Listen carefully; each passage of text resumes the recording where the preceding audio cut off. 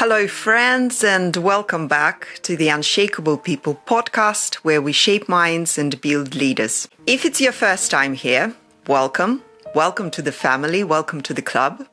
My name is Katie Kaspari, and I'm very glad that you found time to join me today.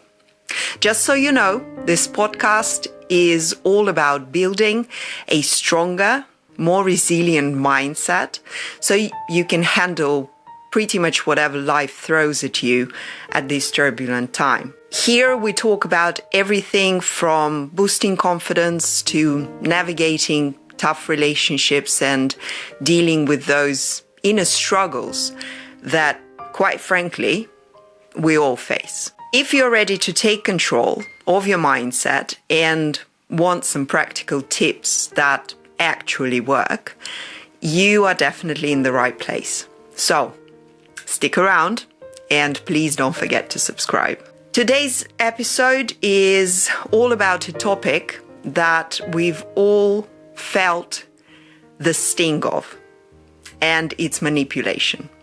Yep. In today's episode, I want to break down how manipulation works, why it feels so intense, and how to handle it without getting caught in the emotional mess. We'll explore this topic and dive into why certain interactions may feel overpowering. And we will talk about ways to keep your cool, set strong boundaries, and feel yourself in control, no matter who you are dealing with. And as we all know, interpersonal communications and social connections is a huge part of our lives, and we now deal with a lot of people, a lot of different people at work and at home, and it may feel somewhat difficult. So today, this is what I decided to research further, and I hope you find value in today's episode just as much as I found value in making my research. Many of the things I didn't even know myself. But by the end of this episode, you'll have tools to turn manipulation from something that makes you feel small into a moment that actually strengthens you. So if you're ready to get started, I definitely am. So let's go. First and foremost, what I wanted to say is that manipulation is simply communication that we can't handle. If we were able to handle it, we wouldn't call it manipulation. So what is manipulation for one person may just be a normal communication for another. And that's a very important thing to remember. For example, if I have issues with my internal supports, past trauma or blocked emotions, if my boundaries are weak, or if I lack the skills to assess myself, I am more likely to feel overwhelmed and unable to resist certain interactions. In such a case, what would otherwise be normal, like a normal communication, becomes manipulation for me. And on the other hand, the other person might not even be aware that they are being manipulative. They may just be communicating with me as they normally would in their normal way. But I would nonetheless feel pressure. And at this point, it's crucial to assess the dynamics. For instance, if you're constantly involved with someone who has unresolved emotional issues, both of you might get caught in a toxic relationship dynamic. And in that case, manipulation becomes a two-way street. And I think the key here is to view manipulation as an indication that there are some tools or some skills that you have yet to develop. Tools that can help you feel safe and confident in your relationships and whatever other communications you're making with other people. I have a master's degree in the psychology of negotiations, and I know for a fact that someone trained in NLP, neuro-linguistic programming, for example, or someone who is just experienced enough in handling difficult negotiations may not even perceive some tough interactions as manipulative because they have the skills to manage such communication. They may have dealt with psychological pressure, gaslighting, or manipulative tactics often enough that they just no longer feel like a victim, but instead they handle these situations with ease, even seeing them as part of their everyday life. So if for any reason you are currently struggling with manipulative behavior and feeling yourself overwhelmed, I want you to take a moment to reflect on several key points. First, ask yourself, what exactly is happening to you? Identify which value or boundary has been violated and why it actually makes you feel bad. Write it down if you need to.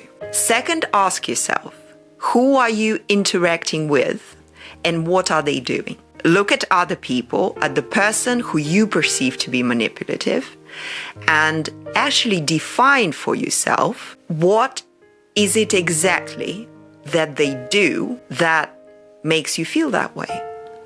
Pay attention to their patterns. Pay attention to smallest and little details that comprise their communication with you. But most importantly, think of who this person is to you. Because in some relationships, as opposed to other relationships, manipulative behavior may be differently created. Third, assess what tools can help you feel stronger in these situations. Think about what skills you might need to develop, for example, to protect yourself and pursue your goals more effectively. And the solution will also greatly depend on your objective. Like, what do you want to do? Do you want to walk away from the relationship? Do you want to heal the relationship and make it better? Or maybe you seek revenge, hoping to hurt the other person. What are you trying to achieve by digging deep and conducting this research? In the case of revenge, for example, it's important to ask yourself why you feel the need to retaliate. As the principle of Stoicism, I want to remind you that seeking revenge might also mean that you are caught on the hook of your own emotions. Sometimes, though, it's necessary to stand firm and push back hard enough for the other person to understand. And this is fine because you are protecting your boundaries. I know it again for a fact that some people only respond to strength and pain. If hurting you causes them discomfort, they may stop. There are plenty of people like this, and I've met them in my life many more times than I would have wanted to. And especially these people are common in certain social groups. While remaining kind and composed works for some people, it's not always effective for everyone. If your boundaries are constantly being violated, and if your boundaries are constantly left unaddressed in the relationship, those emotional dents, they stay with you until you can re-engage and resolve the situation with the person involved. And the bottom line is, your psyche remembers. Until you address these issues with another person, until you resolve the situation, your mind will carry those dents with you. They're not going anywhere. And resolution often requires direct engagement and communication with others to repair the damage and to build the skills to handle similar situations in the future.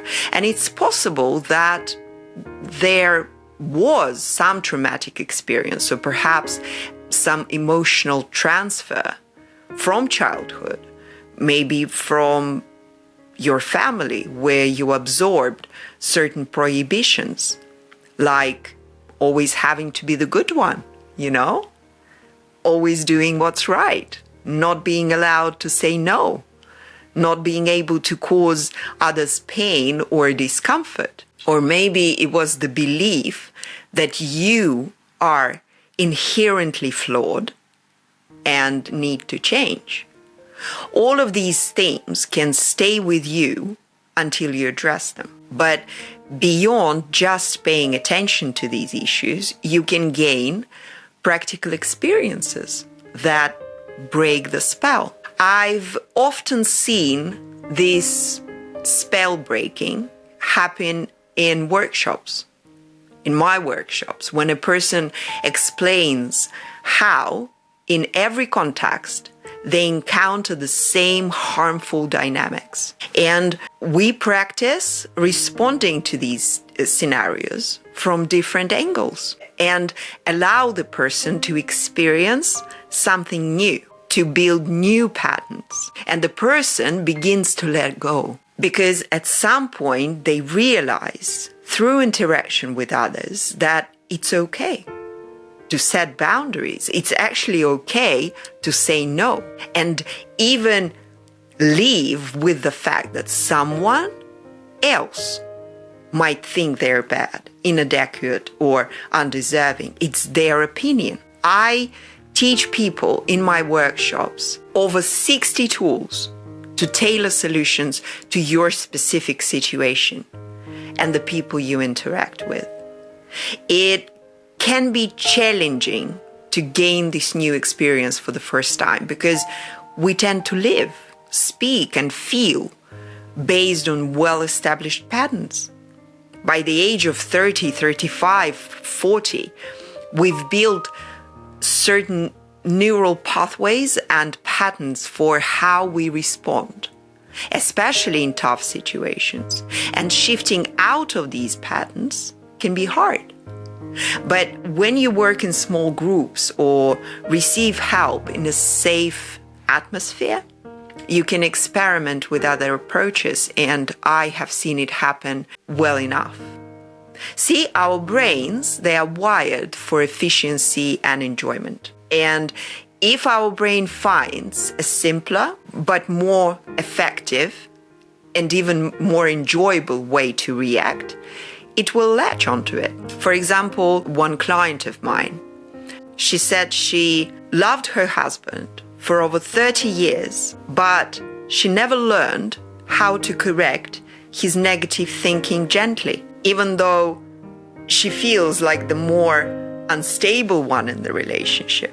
And in this case, I think it's possible to change, but not with everyone and not everywhere. If you're dealing with someone who have normal, healthy desires for maintaining a good relationship with you, and if you both have the space to build a relationship that satisfies both of your needs, then yes, it can be done. But in many cases, it's just not possible. One practical approach that I know of, if there is something in your partner's communication that feels toxic, is the second tool from my workshop, exposing the manipulation.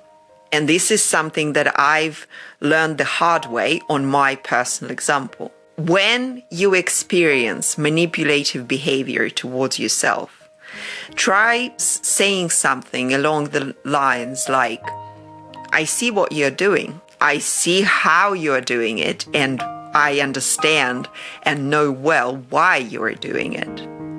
And if you keep doing this, like undermining me, comparing me to others, I will feel hurt and irritated. And this is not going to improve our relationship if it continues that way. And it's good if you then offer an alternative, for example, by saying, and instead of doing this, let's figure out a different way to handle it.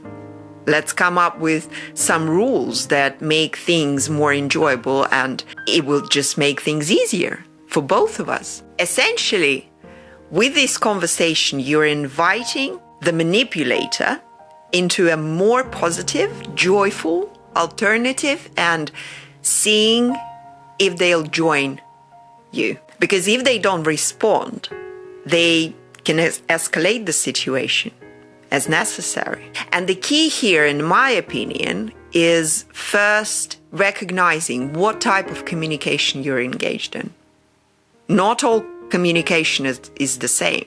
Dialogue is open, transparent, and emotionally close, where both people care about one another's needs and desires. In a dialogue, you're focused on each other's well-being, sharing what's going on with yourself while being mindful of the other person. But if you're not in dialogue, you might be in negotiation, and that's a completely different story. In negotiation, you are more focused on your own needs, and you might manipulate the other person to achieve your goals without crossing their boundaries, though. And if it goes beyond that, you can know that you are in manipulation territory, where you are overstepping boundaries to achieve your goals, possibly causing pain and discomfort and hurting the other person. And finally, in the worst case scenario, you might be experiencing psychological abuse, where harm is intentionally inflicted. And this is what defines psychological abuse. So first things first, you need to determine which type of communication you're engaged in. If you're trying to have a dialogue, but your partner is negotiating or manipulating, you won't succeed, because you both are doing two different things. It's like trying to play chess with a boxer.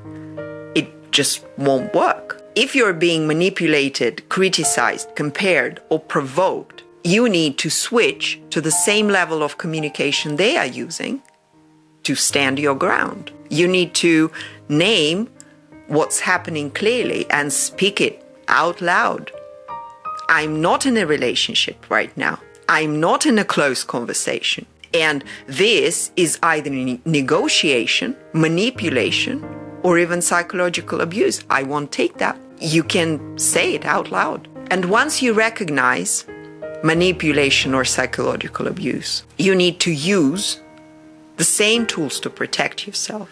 It's very important. You shouldn't be leaving yourself in the situation like this. You should not be abandoning yourself by doing nothing. You need to find ways to vaccinate your psyche so that such behavior no longer feels like a weak spot, your weak spot. You need to learn to respond, but you need to do it on the same level. And once you can identify what's happening, whether it's comparison, emotional provocation, or devaluation, you can respond using the tools that I give you, such as focusing on the person's goals and emotions and deciding how to continue the interaction based on your own objectives. And the first step really is inviting the other person back into the dialogue.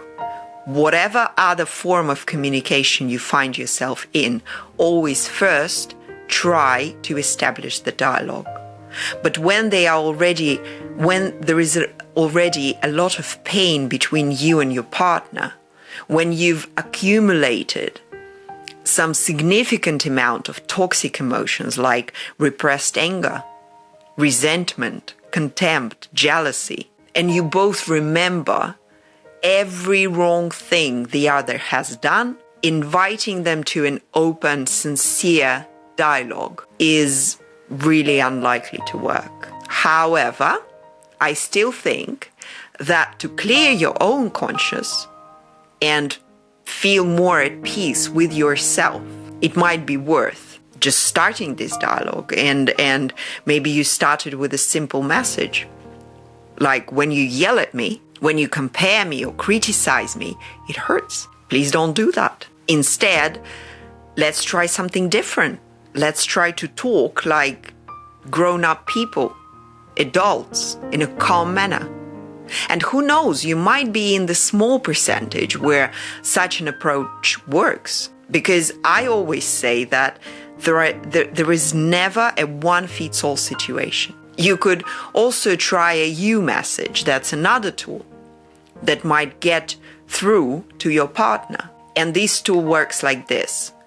Say, I notice you get upset in certain situations.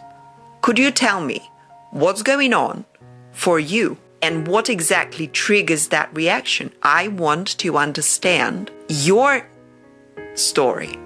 And this invites the other person to express themselves, sharing what they're feeling and how they prefer the conversation to go. And if that works, you might be able to return to a dialogue-to-dialogue level of communication. And if there is already too much resentment between you both, there are tools to help release those toxic emotions. And these could include projective techniques. That's a separate discussion, but they exist. And clearing away those pent-up emotions in the context of a dialogue could eventually lead to healthier, more fulfilling relationships. Relationships are all about developing the skills to be with someone in a way that makes both of you happier and better together than apart. If, however, you are in a codependent relationship, for example, you're likely entangled with hooks deep into one another, causing constant pain and preventing either of you from moving on. And there is a lot that can be done to address this, but it starts, nevertheless, with recognizing that the way you are communicating right now isn't working. You need to accept that. You both need to accept that.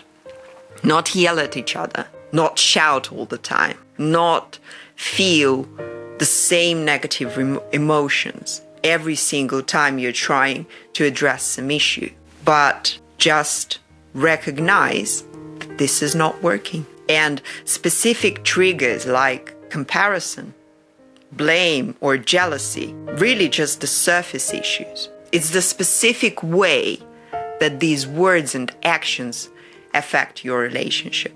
And to change that, you need to think of it like cracking a safe. You try different keys, you try different words, different combinations, you try different approaches, observing the reaction. And if the other person gets angry, you know that wasn't the right key.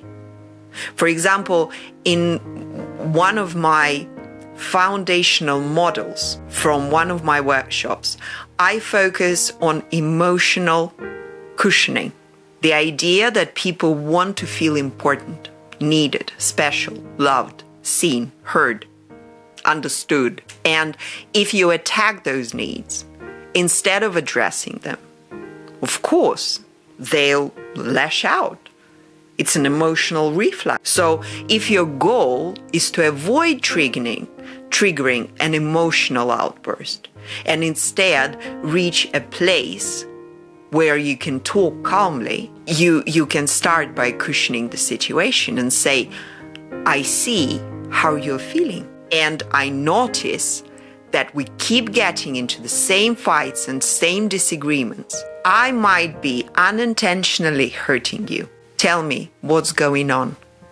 I want to listen. And this opens the door to a conversation about how to resolve the issue together as a couple. And you are saying to your partner, let's stop hurting each other. There must be a better way.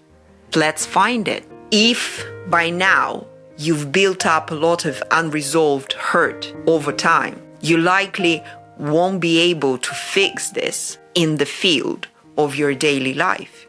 You'll need a kind of a gym or some training ground, some safe environment where you can practice speaking differently and receive feedback from your partner or others. And in this instance, I really feel that therapy can help. Someone else, perhaps a neutral party, a therapist or a friend, a professional or not, but they can help you understand when your words hurt. There might be a situation when one of you says, you're attacking me here, and it's painful.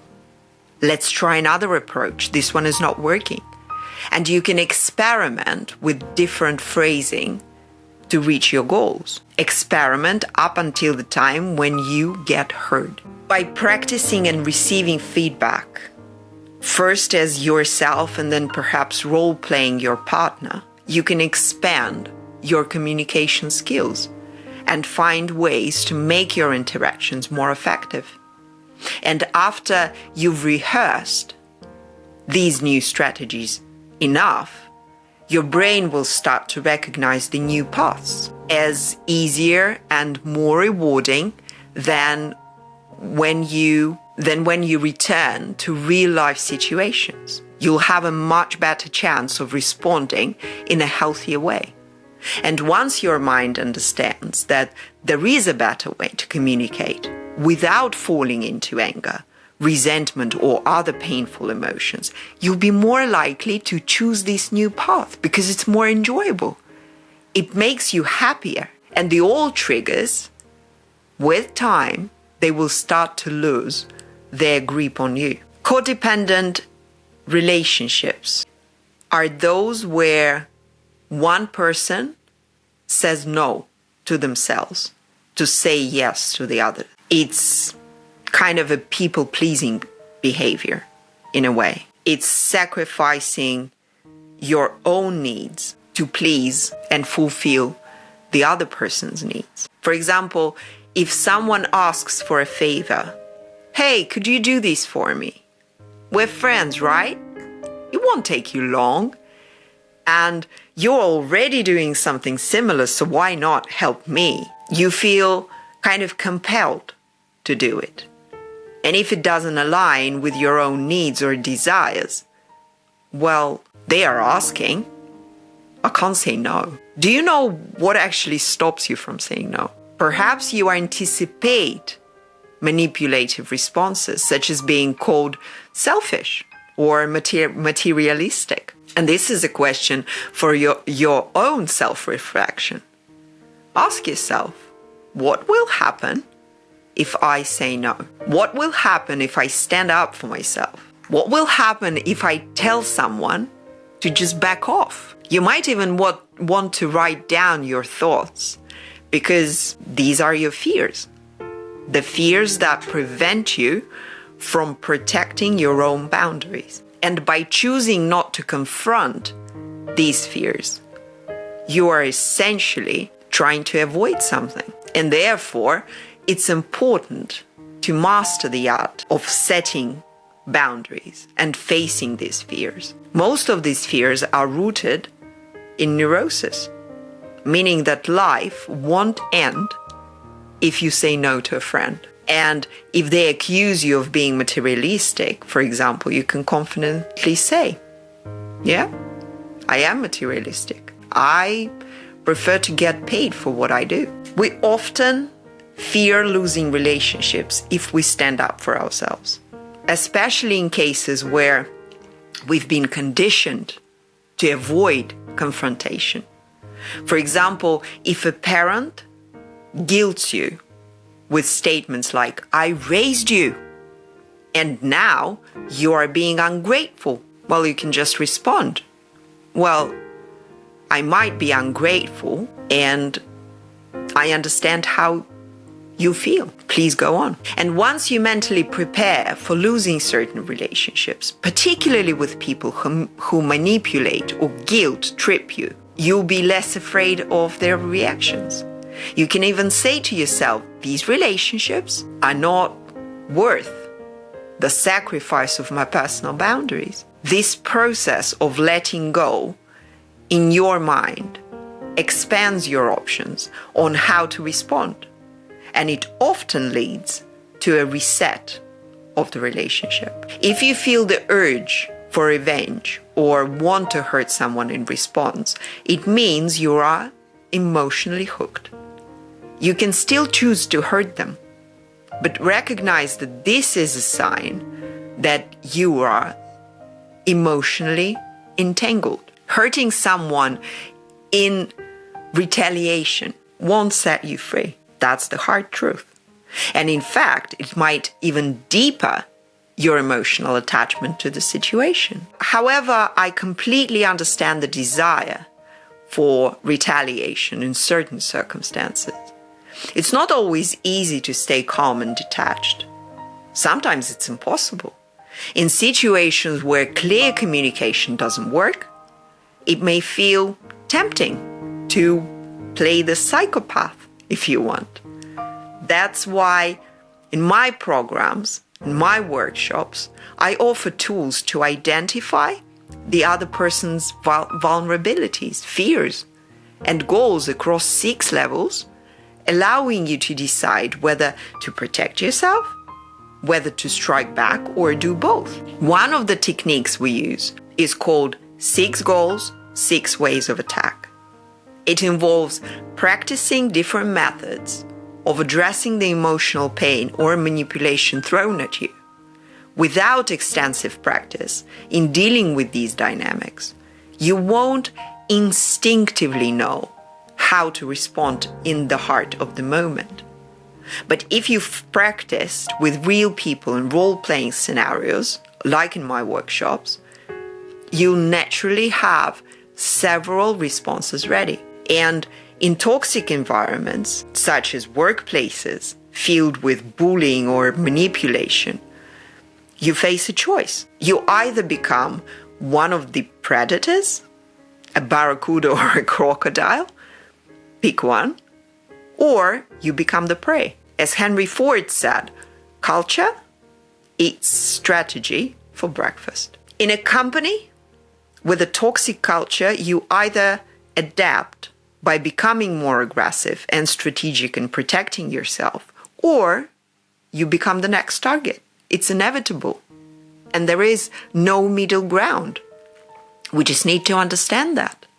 If you decide to play the crocodile, then you'll need to become a stronger manipulator than those around you. Again, it's inevitable. You need to compete. And this requires in-depth analysis of your colleagues' weaknesses, their fears, their vulnerabilities, and public goals. And then you can be striking at those weak points. And once you've inflicted a significant blow, you can offer peace and opportunity to form a truce, providing an opening for a healthy relationship moving forward. But once you've come to terms with your situation and recognize what's happening, it becomes easier for you to break free. And in cases where manipulation, trauma, or emotional dependence is involved, particularly with cluster B personalities, like narcissists or borderline personalities, they're highly skilled at identifying your emotional vulnerabilities. And they rely on this ability to create emotional dependence because it's a survival tool for them. It's an essential skill. And naturally, this makes you feel pain and difficulty because they can give you emotional highs, hormonal experiences that become unforgettable. And I think the first step in breaking free from this cycle is to call things by their names. Acknowledge the manipulation, recognize the patterns of emotional dependence, and label them clearly. And this will be the foundation for starting the healing process.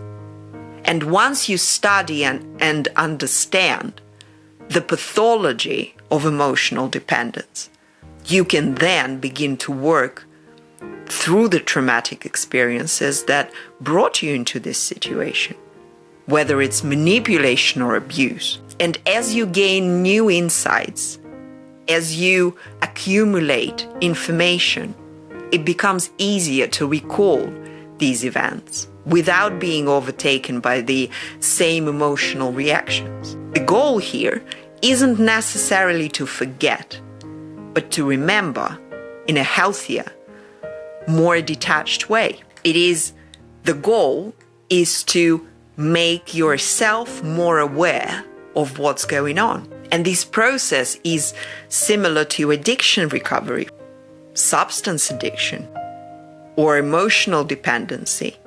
Recovery begins with acknowledgement. Every day, a recovering addict has to remind themselves, I am an addict and I must not relapse. Similarly, when breaking free from manipulative relationships, it's crucial to say, I am dependent.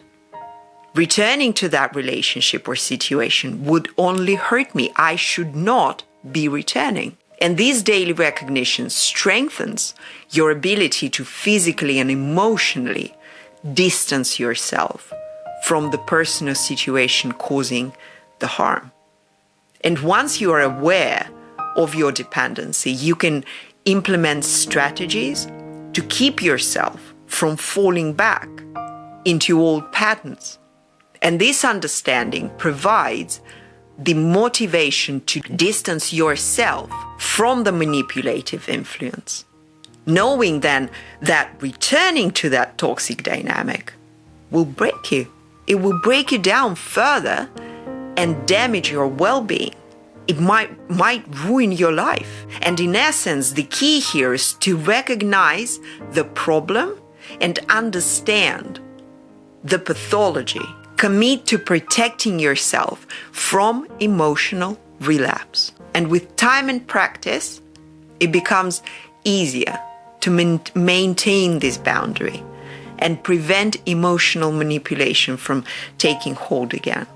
Once you've built up the skills to stand up for yourself, you'll feel much more empowered when you know and when you can recognize all the typical narcissistic tricks, and when they've practiced responding to them with hours of experience, you'll naturally become more confident in dealing with these situations. And ultimately, everything boils down to relationships. One of the most important relationships, and sometimes the hardest, is the one you have with yourself. How you treat yourself, whether you love, support, and praise yourself, or whether you criticize and despise yourself, that determines your vulnerability to manipulation. Not other people, but your relationship with yourself. In toxic environments, this becomes very apparent. People tend to fall into two broad categories. Those more prone to dependence, suppressing their emotions and trying to be convenient for other people. And those more inclined towards sadism, infringing on others' boundaries. Somewhere in the middle lies the large group of what I would call warm neurotics. These people are aware of both their own boundaries and emotions and those of others. And this encourages them to avoid overstepping and foster warmer and more trusting relationships. They just don't cross the line. well, they tend not to cross the line. And relationships, whether it's parent-child or it's romantic or professional, they are inherently social. When we join a group, whether it's a family, a workplace, or a partnership, our brains automatically switch into a different mode. And it's as if we plug our psyche into a larger kind of shared network, forming a collective we. And in small groups, social dynamics are governed by certain laws. The weakest, most vulnerable, or most dependent person often becomes the target of subtle or outright bullying. Even if the group isn't explicitly toxic, someone becomes the butt of jokes or the subject of condescending behavior. And to avoid becoming that person, you need to shut down these attempts early on by pushing back, or in some cases, by becoming more toxic yourself. There is no other choice. For example, you can respond with, interesting, tell me more. What led you to make that comment about my professional abilities? I see how much it matters to you. Please, go on. Does this fall within your job description, or are our company leaders aware of your critique? And when you're armed with these tools, the responses flow naturally. You would just naturally and automatically come up with some protective phrase. But if you don't have them, you are at a loss for what to say. And that frustration is perceived as weakness by others.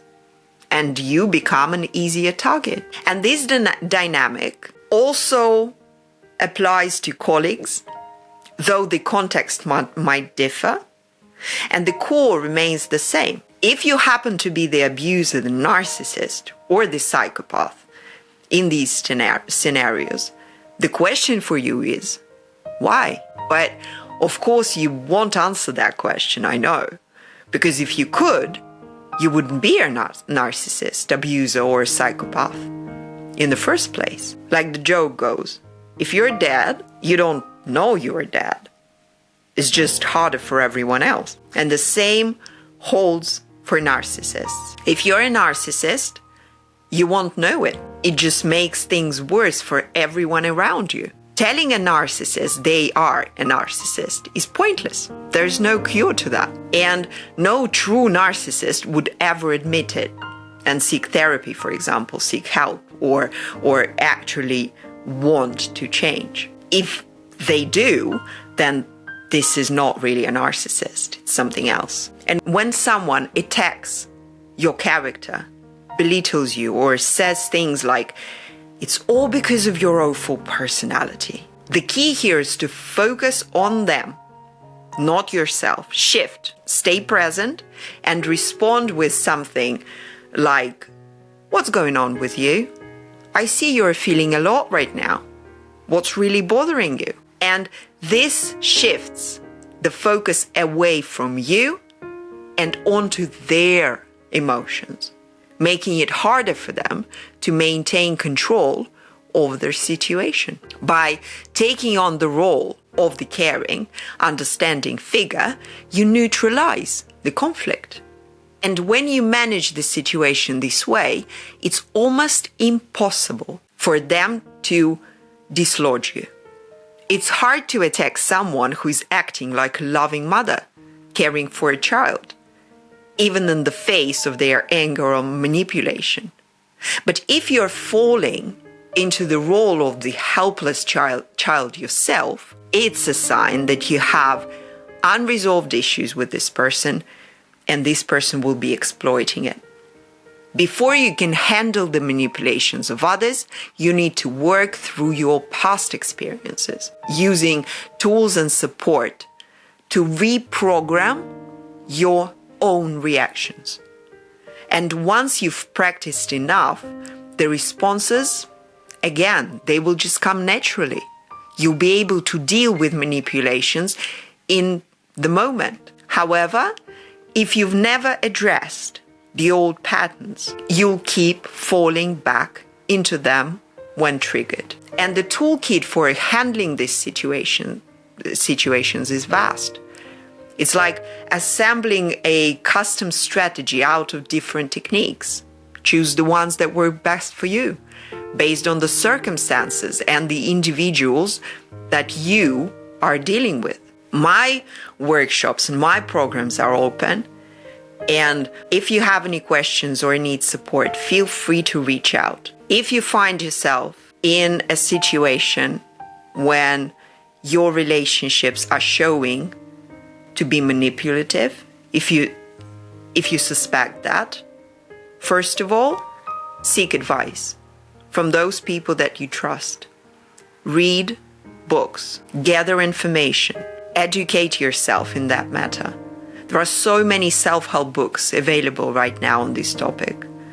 Countless and countless YouTube videos and everything else. Just you need to analyze this situation that you find yourself in and try to understand it in as much detail as you possibly can. Join my programs, join my community. You're always welcome. I'll be happy to see you there. My website is katiecaspari.com. So on that note, take care of yourself, love each other, manipulate wisely if you do, and I will see you next time. Oh, before I forget, it wouldn't take up much of your time, but it would greatly help the channel and the podcast if you hit that like and subscribe button.